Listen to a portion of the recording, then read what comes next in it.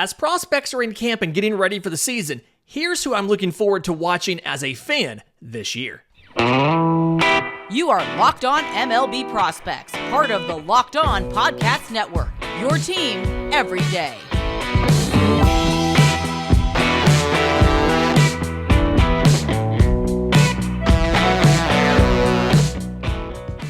Yes, welcome on in to Locked On MLB Prospects, your home for all things minor league baseball. I'm your host, Lindsay Crosby, award-winning baseball writer and podcaster, and thank you for making this your first listen every single day. We're proudly part of the Locked On Podcast Network, where it's your team every day. And today's episode is brought to you by our friends at FanDuel. Make every moment more. New customers join today, and you'll get $150 in bonus bets if your first bet of $5 or more wins. Visit FanDuel.com/LockedOn to get started. So, the spring training, full swing. We're seeing a bunch of prospects in a bunch of games. And so, we're at the point of I'm trying to figure out who I'm going to watch in what game in spring training. Now, some of that is decided for me because not every team broadcasts all of their spring training games. Some teams do a lot. The Angels, I think you can watch almost every single one of their games this year. But a lot of teams aren't broadcasting more than 10, 11, 12 of their spring training games. And so I've kind of taken some notes on who I've been looking for and who I've been wanting to see this season. And so what I did is I made what we're calling the Prospect Crush List. We did this last year too, and these are the guys that just, as a fan, I enjoy watching them, and I'm looking to see at any given time, if I have time to watch a minor league game, or in this case, a spring training game, can I find these guys to watch them? So, unveiling the first Prospect Crush List for 2024.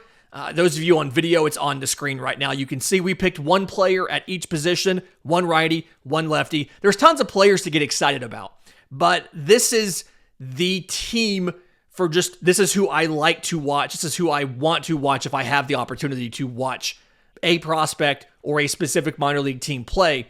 And I'm going to start off in the infield. I want to start off with third baseman Junior Caminero. Talked about him quite a bit. Obviously, one of the top prospects in all of baseball, and somebody who I was lucky enough to call a week of his games with AA Montgomery. 2019 IFA out of by Cleveland, and was traded over to the Rays. A classic 40-man deadline trade. We have to clear 40-man roster spots. We sent I think it was either a starter or a reliever. Maybe it might have been a reliever that didn't last that long in Cleveland, but the flip side was you got Junior Caminero out of it. And what he did last year in the minors was absurd and kind of explains why I'm so excited to watch him whenever he's on. Last year, this year, spring training, whatever. So 117 games between high A and double A. And most of those were in AA Montgomery. 324, 384, 591. 31 homers, 55 extra base hits. 42 walks to 100 strikeouts, and 5 of 10 on stolen bases. Mostly played third base, 91 games at third, 29 at short. And I think this is the thing, he doesn't necessarily get enough credit for this. They called him up to the major league level, and he made starts at shortstop at the major league level, right? He had 3 games at third, 2 games at short. He DH'd some, he played a little bit of second base. I think Junior Caminero is good enough to survive at shortstop. Do I want him as my shortstop on an everyday basis? I do not.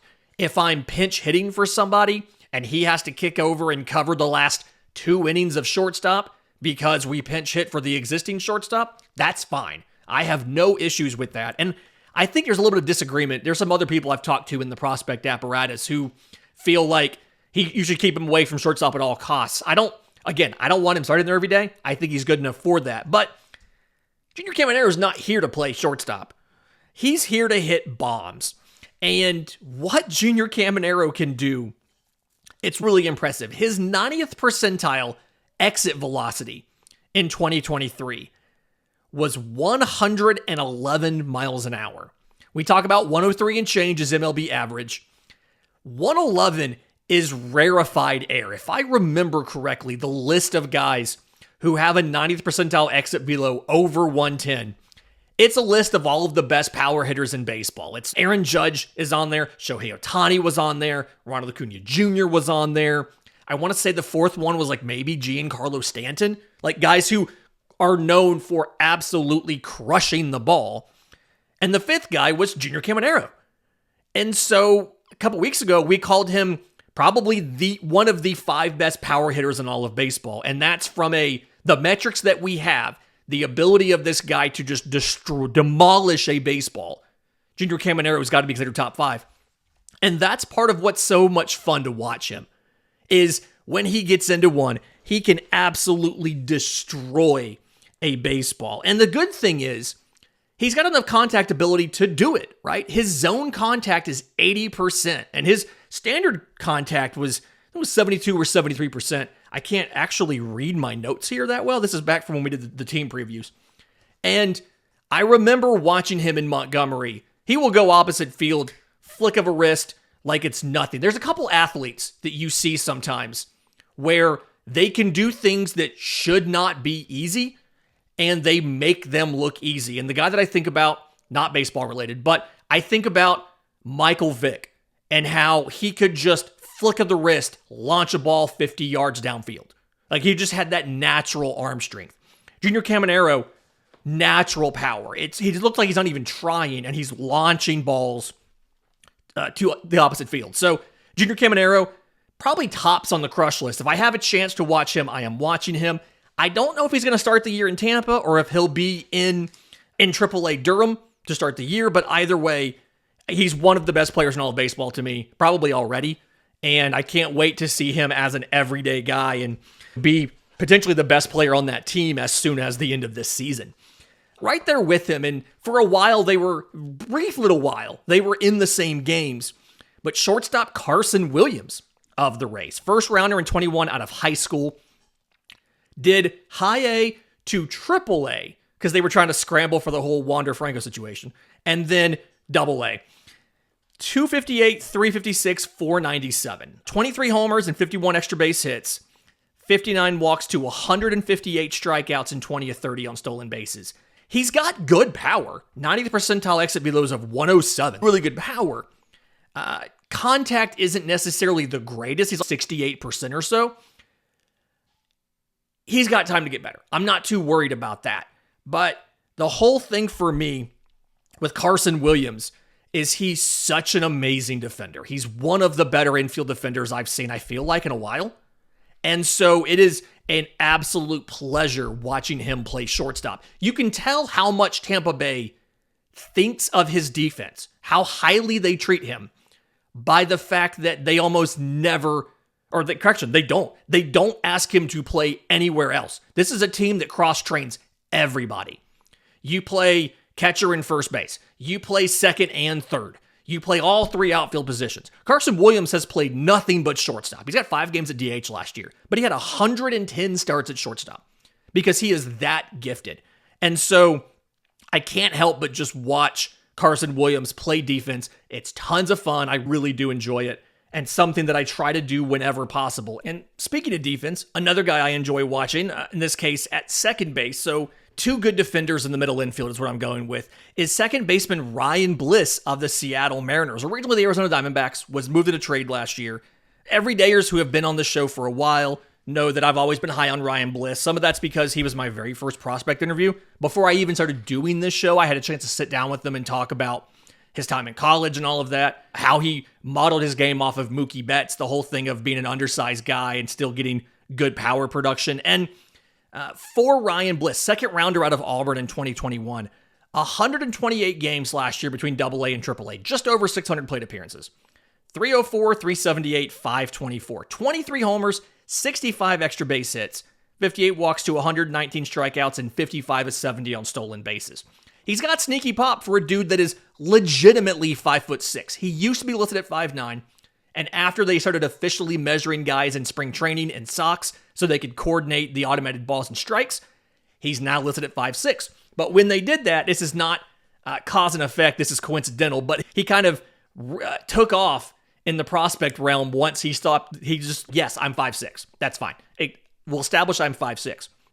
And he's played shortstop, right? He played some shortstop with Arizona. He played some shortstop with Seattle. I think he's a very good second baseman. Very good second baseman. He's got good speed. He's got good pop. I believe MLB Pipeline gave one of the defensive awards in the infield from last year, or maybe like they mentioned it in his organizational all-star write-up, something like that. And so whenever I have a chance, one, it's that personal connection. Again, first prospect I ever interviewed, as well as the fact that he's a really good defender. And I just like to show support to our short kings. The last guy here is, and I'm probably going to have to do it kind of quickly because we have to go take a break in just a minute, but Coby Mayo of the Baltimore Orioles. I have him as the first baseman on my team. So your infield ends up being Junior Caminero at third, Carson Williams at short, Ryan Bliss at second, and Coby Mayo at first. And yes, I know he's played mostly third. He has 100 games last year at third and 28 at first. But I wanted to get him in here. Great power hitter. I think his arm is huge. His defense isn't necessarily amazing, but his arm is huge.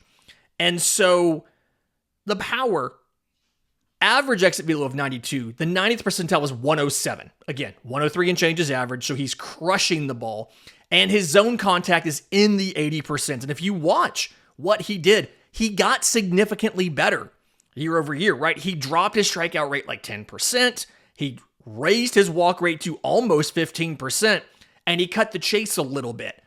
And so, I guess it's between AA and AAA. I don't know when or where he plays in Baltimore. Is he a third baseman? Is he a first baseman?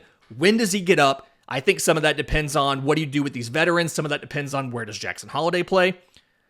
If Jackson Holliday's eventually moving to shortstop, then Gunnar Henderson's at third and Mayo's at first. If Jackson Holliday stays at second, which he could, I don't know, and Gunnar's at short, then that means there's room for Mayo at third.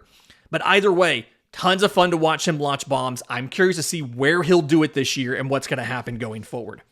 In just a minute, let's talk about the outfield and the catcher, because I just couldn't fit a catcher into 5 guys in the first segment. But there's a lot of guys I'm interested in, and it's kind of hard to figure out who was going to go here. So we'll talk that through next, right here on Locked On MLB Prospects. But first, today's episode is brought to you by our friends at FanDuel. You can get buckets with your first bet on FanDuel, America's #1 sportsbook. Right now, new customers get $150 in bonus bets with any winning $5 bet. It's $150 if your bet wins. You can bet on all your favorite NBA players and teams. They've got quick bets, live same-game parlays, exclusive props, and more. So visit FanDuel.com/lockedon to shoot your shot with FanDuel, the official sportsbook partner of the NBA and the official sportsbook of the Locked On Podcast Network.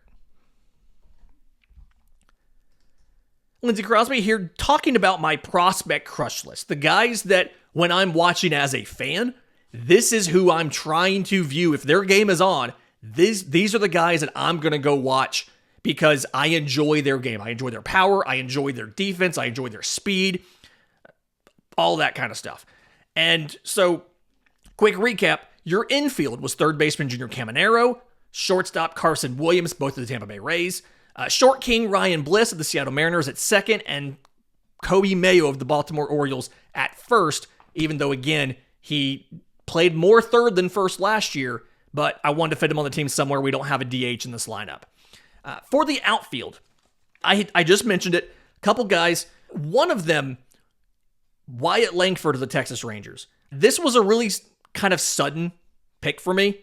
It wasn't somebody, obviously, halfway through the year, unless I was watching University of Florida, I wasn't really watching a ton of Wyatt Langford, right? But what he did last year was absolutely absurd. He got right at 200 plate appearances, started in rookie ball, finished in AAA, and was a contender to be added to the World Series roster when Adolis Garcia was injured. They didn't do it, obviously.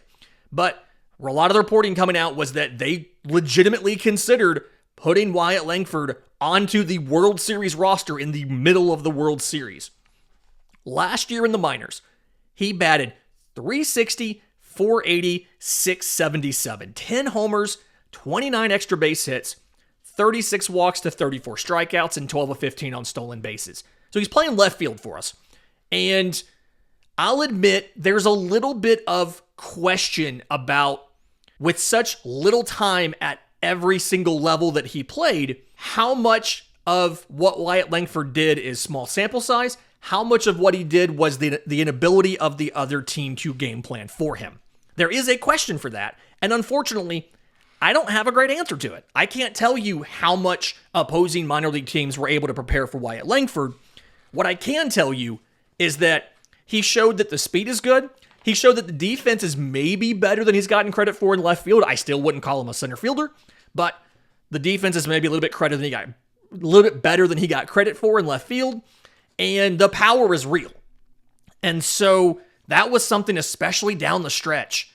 If I had some free time, I ended up turning on Wyatt Langford, and this year I'm going to be watching AAA to see Wyatt Langford until he makes the Major League roster, which could be for opening day. We don't actually know.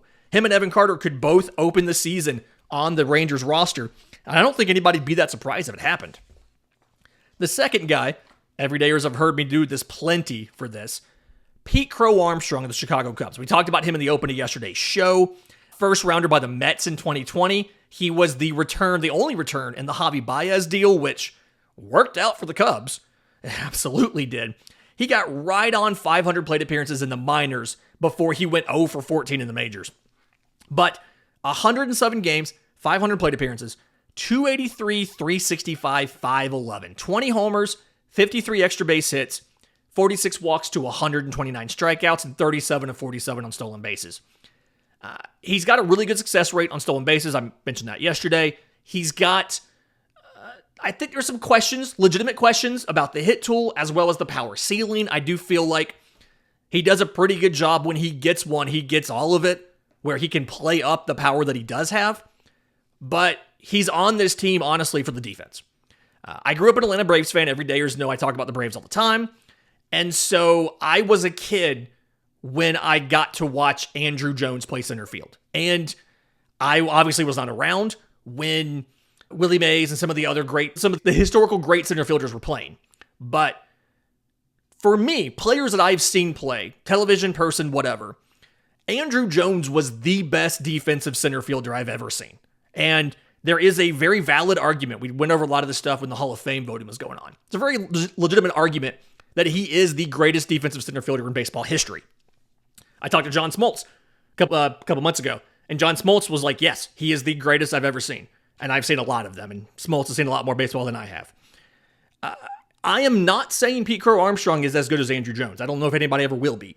But he's probably the best defensive center fielder I've seen since Andrew Jones. And that is fun to watch. Now, his major league sample, he had a couple not great plays. I think some of that is I'm kind of throwing out the whole major league sample for Pete Crow-Armstrong. It was sporadic playing time. He didn't really have an opportunity to get into the groove. Something we talk about a lot on this show is getting into the habit of playing every single day, getting into your routines, being able to prepare, and all the things that you do to be a good professional baseball player. And PCA didn't have that in the major league level.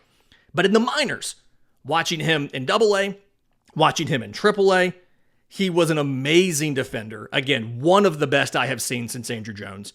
And so when I have free time, when I'm going to a game, I tried to catch AA, Montgomery, and Tennessee games whenever possible, just trying to see Pete Crow-Armstrong in person because I thought he was a ton of fun to watch, and I just really enjoyed watching him play defense. The third guy on this team, your third outfielder, who's going to be in right field since you've got Langford in left, you've got PCA in center, is Spencer Jones. And this one was tough for me. I really enjoy watching Victor Scott of the St. Louis Cardinals, and the reason I enjoy watching Victor Scott is because he is going to steal whether or not you care or try to stop him. And that is appealing. That is fun to watch. But Spencer Jones is a great combination of power, of speed. He's a pretty good defender. I think he could stick in center field if you needed him to. He got better throughout the course of the year. He's had some contact issues. He went from like a 68% overall contact in the first half to a 75% in the second half. His ground ball rate is still too high. Last time I talked about him, I did the Yankees show, I said something about it feels like he's more long strides than he is actual speed. And somebody sent me a link to the athletic testing where he kind of broke the scale for athleticism. So he is legitimately fast. I've got him in right field here because I have PCA. But I do think between right and center, this is a really good defensive outfield. A couple guys with some speed.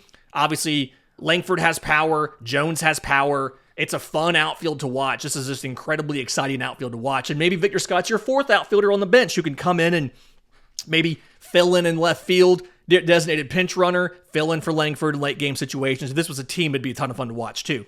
For my catcher, again, everydayers have heard me talk about this guy quite a bit. He's now showing up on a bunch of top prospect lists. And so we were really early to this guy if you want to victory lap this. But Dominic Keegan of the Tampa Bay Rays, fourth rounder in 22 out of Vandy, was in the lower minors last year for the entire time. 287, 386, 467. 13 homers and 37 extra base hits. Played mostly catcher, had some first base. The defense is what you're working on, right? The offense was good. You felt good about the offense. He's making contact at almost an 80% clip. He's rarely swinging. I did discuss, I'm curious what's going to happen with the approach when he gets to the upper minors. And so I plan to check out a bunch of games in Montgomery because one, Carson Williams will be there, but two, Dominic Keegan should be there as well. Going to be really interesting, but to me, he is impressive as an all-around baseball player. The defense isn't necessarily amazing, but he's a great clubhouse guy. He's fun to watch on the field because he does all the little things that don't show up in scouting reports, whether it's backing up plays at different bases and the leadership stuff that is hard to quantify for catchers. So, ton of fun to watch Dominic Keegan, and look forward to doing that as much as I can as a fan here in 2024. In just a minute, let's talk about some of the pitchers. I've got a righty and a lefty on this team, the guys that I'm going to watch whenever I have an opportunity. We'll do that next, right here on Locked On MLB Prospects. But first, today's episode is brought to you by our friends at Game Time. If you've had a frustrating ticket buying experience, then you need to try Game Time over whatever other service you were using, because you shouldn't have to worry when you're trying to buy tickets to an event.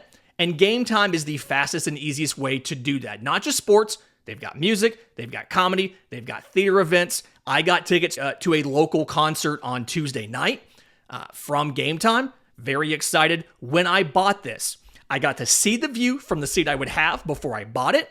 I got an all-in price, so I was not having to deal with what are the taxes and fees going to be that are going to increase this ticket.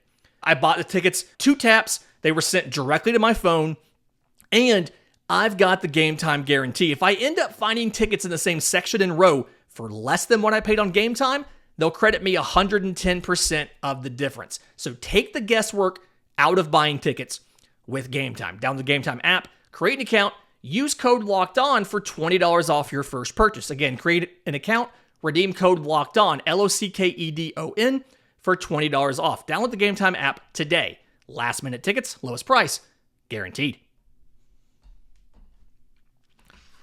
Final segment of Locked On MLB Prospects here, and talking about my prospect crush list for 2024. Guys that whenever I have an opportunity to sit down and watch as a fan, I'm not trying to evaluate a certain player. I have some free time. Maybe I've already finished the minor league game I'm watching that night. Maybe I was watching a day game and now I'm free for an evening, whatever. The guys that I am trying to catch.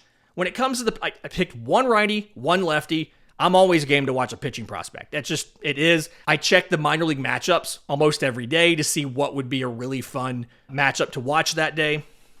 And for the right-hand pitching prospect, and again, Braves fans, or everydayers know I'm a Braves fan.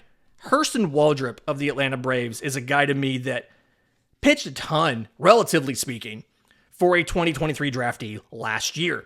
Got in 8 starts and threw 29 in the third innings after the draft. He ended up with 131 innings between college and professional baseball, but he had the most innings and the most strikeouts of any 2023 draftee last year.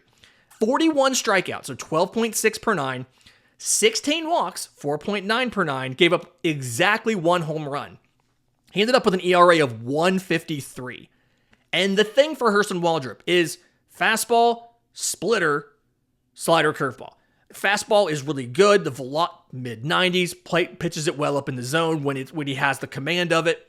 The splitter is tons of fun, right? This is the year of the splitter. You're going to see a bunch of splitters.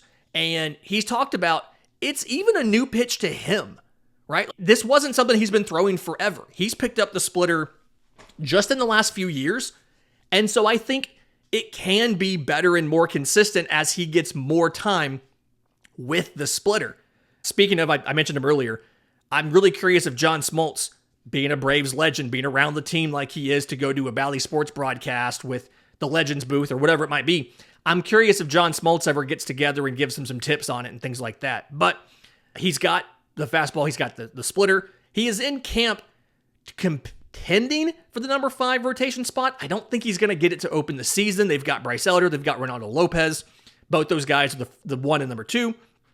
And so when I see Hurston Waldrep go to AAA Gwinnett, what I'm expecting to happen, Atlanta does this a lot with their pitching prospects, is you have a curveball and you have a splitter.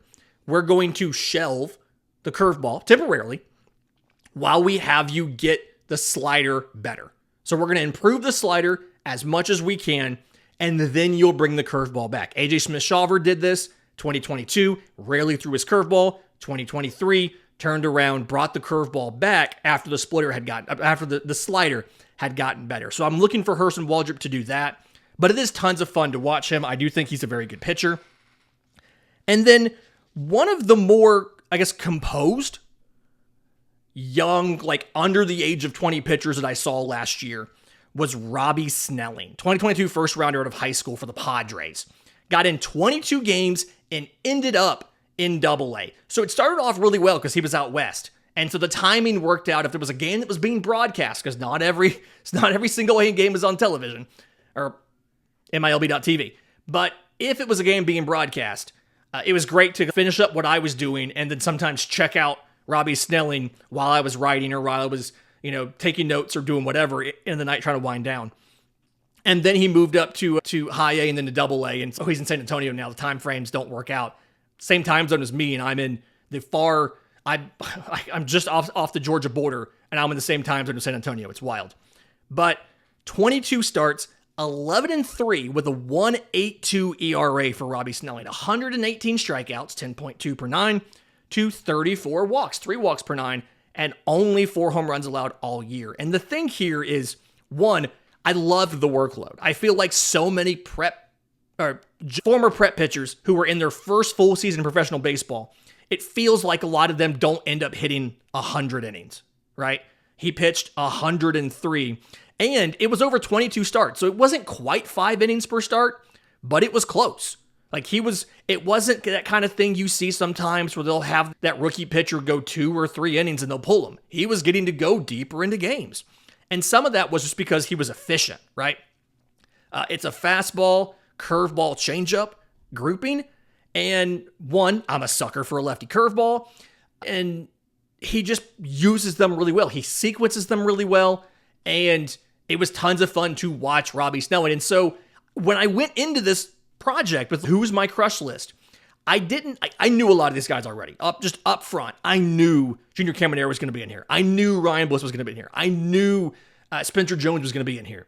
I didn't know Robby Snelling was going to be in here until I went back and I looked at all the different games I watched, and at least half dozen times where I chose him over some other pitching prospect to watch. And I'm like, oh, okay, Robby Snelling is I'm really enjoying Robby Snelling.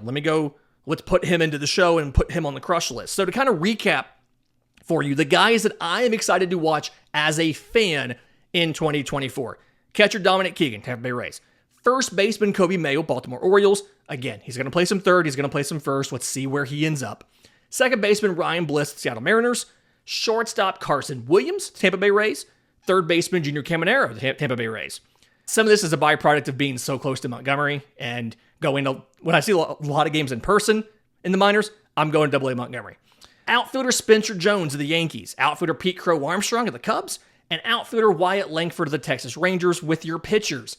Right-hand pitcher Hurston Waldrep of the Atlanta Braves, and left-hand pitcher Robby Snelling of the Padres. I want to know who's on your crush list.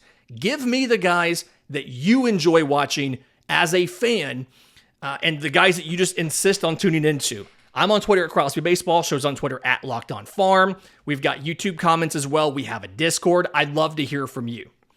Until next time, remember, it's always a great time to pay a minor leaguer.